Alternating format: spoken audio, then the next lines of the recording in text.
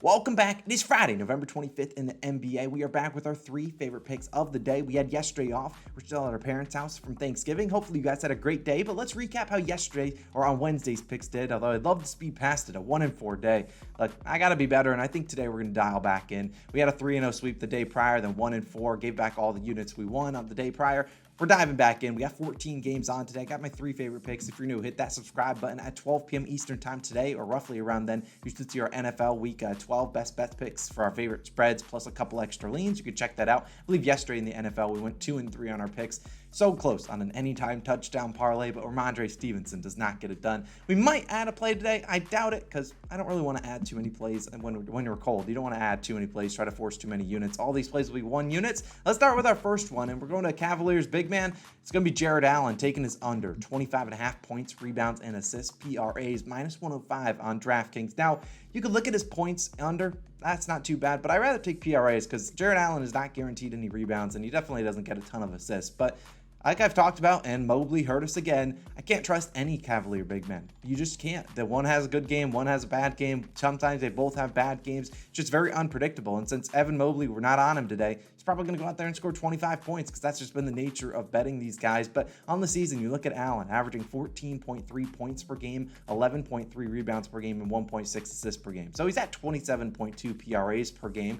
slightly above this line. But in Allen's last 10 games versus Giannis when he's active, I don't want to look at, he's obviously taken on the Bucks in this matchup, but I want to look at when Giannis is there, who he will be playing today. He's only averaged 10.1 points per game, 7.9 rebounds per game, and 1.3 assists per game for a solid 19.2 PRAs per game. So he's not doing well when he faces Giannis. Well, I don't project him to be the guy that's going to be guarding Giannis today. He's going to have to provide rim protection. And if Evan Mobley gets into foul trouble, you're going to see him go out there and have to guard a guy like Giannis. You don't see Kevin Love, which I don't know if Kevin Love's back or not today. He did miss Wednesday. But either way, you look at his PRA game logs. I'll put all of them up on the screen. Really struggling when he's taking on Giannis and the Bucks. And the Bucks are a team that allowed the fourth fewest points per game to opposing centers in the NBA. Hence why I lean is under 13.5 points. Now, look, Brook Lopez of the Bucks, one of the best rim protecting centers there is. And when on the offensive side, we're going to have him have to guard Brook Lopez. So Brook Lopez not necessarily a guy that really goes into the paint, back to his basket ever since his Nets days. When he's on the Bucks, he's shooting a lot of threes, camping out in the corner. So Jared Allen going to have to go out there and contest those shots. Likely not going to have a lot of rebound chances. And so I just think a lot of things are going to go against him in this one. The Bucks allowing a league low 47.01 field goal percentage to centers. That's lower than any other team by almost 2.5%. And over Allen's last 5 games, you see the inconsistencies at 23, then 34, then 16, 20, and then 39 PRAs in his last game. This is a guy that can't create his own shot. Going to rely on Darius Garland and Donovan Mitchell to pass in the ball to really get him some easy lay-ins. And when he gets the lay-ins near the hoop, you're going to have to be going up against guys like Bobby Portis, guys like Brook Lopez, guys like Giannis. Are going to make it tough to lay those in. I don't think any of his field goal attempts are guaranteed. He could go out there and shoot 3 times tonight. It wouldn't surprise me at all. So Jared Allen, my first play, I'm taking his under 25.5 PRAs. I don't see this line changing a whole lot. I think it's going to stick at this, but if it does go down, I'd still play it there. Either, you're going to look at Jared Allen crush this line, or he's not getting even close, and I don't think it gets close against the Bucks team that's very good. Foul trouble, injury, you got bad shooting. Anything can go happen for Jared Allen. I think he goes under in this one. My first pick of the day, Jared Allen, under 25.5 PRAs. Now, let's move on to an over pick, and we're going to Tobias Harris of the Philadelphia 76ers, taking his over 20.5 points, minus 115 on FanDuel. Now, it's 20.5 on really only FanDuel. There's maybe 1 or 2 other books with a line, so I think they're just waiting to see exactly who's active for the Sixers, but I still do think Mr. Harris is going to have a pretty good game because, look, they're going to be without Maxey again, Tyrese Maxey, Joel Embiid, James Harden. All these guys are out, and we've seen Tobias play pretty well, but this is also a return to home. Now, Tobias Harris started his career being drafted by the Milwaukee Bucks, played with them for about 1.5 years, but he really came onto the scene as a member of the Orlando Magic back in like 2012, 2014-ish era, and he played 3-4 years with them, and he was pretty solid, and he got traded away, but he's returning home, and over the last 2 games without Maxey, Harden, and Embiid, he shot 21 and 20 field goal attempts, so that's very encouraging. A guy that's basically shooting this over in just shot attempts, which is good. You obviously want him to knock down shots, but at least he's getting them, which is all we can ask for. And last game, when he did go under, he only went 1 for 9 from 3. He still scored 19 points. The previous game scored 24 points, and I think this line should be more 21.5 or 22.5 potentially, especially in a decent matchup against the Orlando Magic. Now, Tobias has scored 22, 21, and 26 points, hitting this over in all 3 games versus last 3 in the Magic, and those are games where you saw Joel Embiid score 31, 35 and 50 points. Tyrese Maxey and James Harden played in one of those games, and after going 1 for 9 from 3, either one, he's going to shoot better from 3, or 2, he's just not going to shoot as many threes. Tobias Harris, 36% three-point shooter, and even if he's not shooting threes, he's going to go out there, he's got a good mid-range, he can drive to the hoop, and I don't necessarily know who he's going to guard on the Magic or who's going to be guarding him. Paolo Banchero looks to be back in this game, but Wendell Carter Jr. still questionable, and we'll see what they do with Bol. I don't really know what their lineup will be, but I still do think we'll see a career guy that's shooting 47.5% from the field in his career, facing on a Magic team that averaged the 5th most fouls. Now, you look at Harris, not necessarily known for being a free throw shooter, a guy that goes out there and gets, 12 free throw attempts. That's not his game. He's going to go out there and shoot a lot, but he's going to maybe get us 4 or 5 free throw attempts, which would be good. Some games he has 0. So I think Tobias Harris, great matchup for the Magic. I think the Magic are pretty decent at guarding opposing guards. So maybe Shake Milton and DeAnthony Melton, whose lines are like 17.5, 18.5. Those guys are still going to shoot theirs, but Tobias Harris is going to be the lead guy on this offense, shooting 18 to 20 times. I'll take my chances he can get us 21 points in a return to Orlando.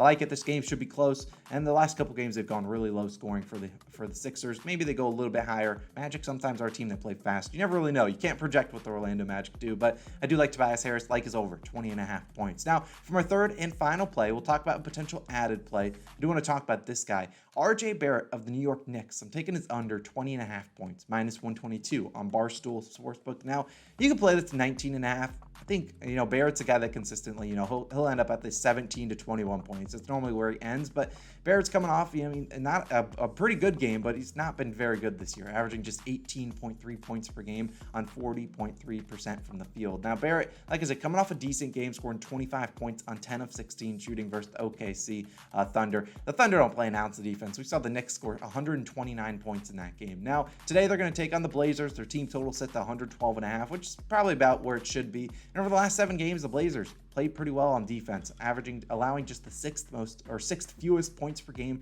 to opposing shooting guards. That's obviously Barrett's position. And with Damian Lillard out of the lineup, there's no longer, Anthony Simon's not the best defender, but they're able to throw in a defensive wing like a Justice Winslow. Maybe he's the guy that gets the RJ Barrett assignment, and he's a lefty, so he's at least accustomed to knowing what lefties want to do. And like last game, we saw Cam Reddish not play, so will we see RJ continue to play big-time minutes? Probably, but there's no things guaranteeing RJ Barrett out there for a large amount of time. So we've seen him benched before. We also know he's like the third fiddle on this offense with Jalen Brunson and Julius Randle. Randle also has a decent matchup. So RJ, you never really know what you're going to get from him. Sometimes he can score 25 points like he did last game, or sometimes he goes out there and scores 12. I think 20.5 is a little bit too high for him. I think his line should be set more towards 18.5, 19.5. So getting a little bit of value. RJ under this line in 12 of 18 games. He does play a little bit better at home, but with guys coming off the bench, we'll see if Reddish is active. Derrick Rose not part of the lineup a whole lot these days, but he's always the guy that can come in and steal minutes. Emmanuel Quickly, you got Obi Toppin. They got a lot of guys that Tom Thibodeau can sometimes say, you know what, starters,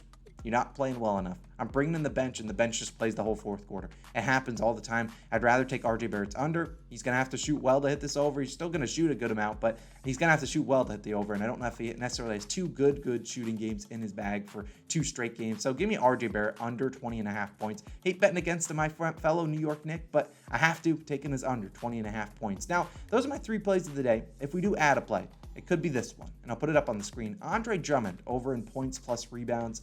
Now, I don't know what the line will be because Andre Drummond, obviously a backup center for the Chicago Bulls as they are in OKC taking on the Thunder. But I anticipate him playing 15 to 20-ish minutes in this game, and I don't know what his line will be. I anticipate probably a 13.5 points plus rebounds. Maybe that's his PRA line, and I don't necessarily know if I will add this, but if you guys do see a line, let me know. DM me, tweet at me, put it in the comment section. Like, Austin, there's a Andre Drummond line out, and we might add it. Not necessarily sure because I don't love adding plays super late, and for backups like a guy like Andre Drummond coming off the bench, you normally don't get a line until 3 p.m. ET at their earliest, sometimes 4 p.m. Eastern. So I don't really like adding plays too late just because a lot of people can't see them out there. And then it's like we win and some people don't win. You understand what I mean. So let me know if you see a Drummond line. I think he has a big day. The Thunder, they don't have any size on their, in general, but especially on their back end, they get no size. So we could see Andre Drummond just cleaning up the glass, getting offensive rebounds put in nonstop. So I think he has a pretty good day. I don't mind Nikola Vucevic over in rebounds, but it's 11.5. I don't like playing 11.5 rebound lines. That's asking for a lot from a center, even though it is a great matchup against a team like the OKC Thunder. So we'll see what Drummond gets. If he does get a reasonable line, we'll add a play, but that's probably the only potential added play today. Don't want to force a lot of picks. The picks have been roughly 500 over the past, I don't know, probably a couple weeks. So hopefully we can get back into the winning column, start to find those edges, or start taking some more unders so we can find some good value there. But those are my 3 plays of the day. Hopefully, let me know your favorite plays down below in the description. We got, of course, some time for some COS All-Stars. Let's mention them. We got Restless 8. We got Daryl. We got W&S Investments, Chad, Paul, Sam. We got Big J44. We got the Dojo. We got Katie and Kyrie. We got Juha Mati. Definitely butchered that. Johnny, Strategic New. Who knows? Zach Canyon, R/T Nation, Bag. Don't know if that's a bad word. Not going to pronounce that. Nate. We got K-Horn. We got James. We got Jordan Espinoza. King Noble, and Mio. Appreciate you guys as always for supporting the channel. Like I said, NFL Best Bets should be live a little bit later on, maybe in a couple hours by 12 p.m. Eastern time. If it is live, I'll put it right here on the channel. Definitely go check that out. Appreciate you guys as always for tuning in. Let's have a 3-0 sweep of the day. No, not sure if we'll add Drummond, but let's go 3-0. Start winning back some units. Get back in the winning column. I'll see you guys back again tomorrow. Peace out.